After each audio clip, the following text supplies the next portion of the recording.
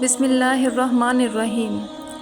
हज़रत हसन बसरी रहमतुल्लाह अलैह फरमाते हैं कि मैं बहुत अमीर कबीर शख्स था और बसरा के बाज़ारों में दुखी परेशान लोगों की मदद को निकलता था।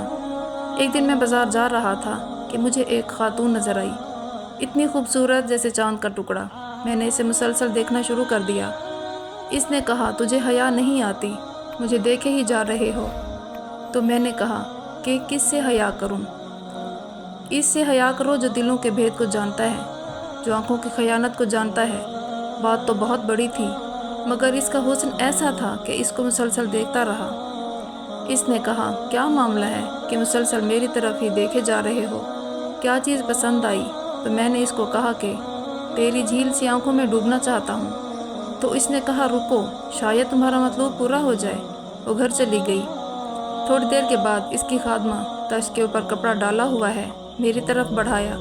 कहते हैं कि मैंने जब कपड़ा उठाया तो मैंने देखा इस औरत की दोनों आंखें हैं और कागज़ के टुकड़े के ऊपर लिखा हुआ था, मैं इन आंखों को रखना ही नहीं चाहती जो किसी मोमिन को फितने में डाल दे। कहते हैं कि मैंने अपनी दाढ़ी को पकड़ा और रोने लगा कि ए हसन, तू इतना गया गुजरा है, तुमसे तो वो औरत अच्छी है जिसके दिल में अल्लाह का खौफ है। मैं सारी रात ज़ारो कतार रोता रहा और अल्लाह से माफ़ी मांगता रहा। जब सुबह हुई तो ख्याल आया कि जिसने अपनी आंखें वार दी, इससे तो माफ़ी मांग लूँ। जब इस औरत के घर के पास गया तो वहाँ से जनाजा निकल रहा था। मैं बहुत परेशान हुआ, वापस आया। सारा दिन अफसुर्दगी में गुजरा। रात को जब सोया तो ख्वाब में इस औरत को देखा तो मैंने कहा, मुझे कोई वसीयत करो।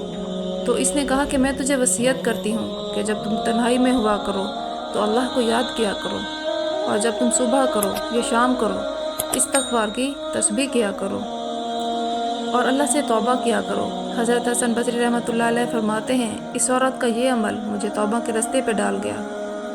फिर वो हसन बसरी ज़माने के इमामुल मुक़्तदा बने।